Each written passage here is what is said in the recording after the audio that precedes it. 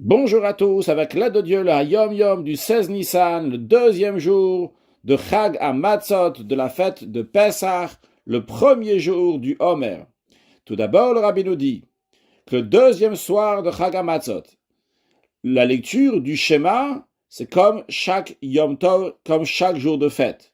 Ce que le Rabbi veut souligner ici, c'est que le premier soir, après le Seder, on ne fait pas tout le Shema comme on fait d'habitude. On fait uniquement le premier paragraphe du Shema et la bénédiction de Hamapil qui est à la fin de toute la lecture du Shema. Quand je dis la lecture du Shema, c'est pas seulement les 3 paragraphes du Shema, le Shema, Vehaya et Vayomer, mais c'est aussi donc tous les versets qui viennent après avec la petite prière de Hashkivenu qui vient avant. Eh bien, tout ça est Tomi, on le dit pas le premier soir du Seder, vu que c'est l'Eil Shimurim, c'est une soirée qu'Akadosh Baruch Hu regarde le peuple juif. On fait uniquement le premier paragraphe du schéma et la bénédiction de Hamapil. Mais le deuxième soir, le Rabbi nous dit qu'on fait la lecture du schéma comme chaque jour de fête. Puis, le Rabbi nous dit qu'il faut étudier le Chumash du jour, le Tilim du jour et le Tanya du jour. Encore un point en ce qui concerne la lecture de la Haggadah. Lorsqu'on arrive à Manishtana, on demande donc les questions, quelle est la différence cette nuit-là des autres nuits. Eh bien, on dit, Tater Verbadir Fragen für Kashes. Papa, je vais te demander 4 questions.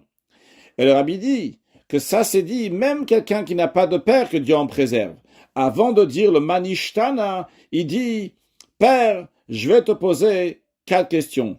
Et comme d'ailleurs, le Rabbi explique par ailleurs que lorsqu'on dit ça, par cela, on amène donc les parents, même quand ils se trouvent dans le Gan Eden, ils se trouvent dans d'autres mondes.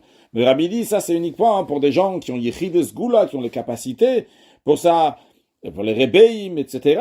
Mais quand même, vu que ça a été dit pour dire à tout le public de faire comme les rabbis font, eh bien, on dit, Tater Verbadifagen Firkaches, on dit, je vais te demander les 4 questions, au moins mentionner donc le sujet. Et un appui sur ça, c'est-à-dire que quelque chose qui est dans le même esprit que ça, on voit que même quelqu'un qui a perdu son père ou sa mère, que Dieu en préserve, lui aussi, il dit dans le Birkat Hamazon, dans la bénédiction, après le repas sur le repas, il dit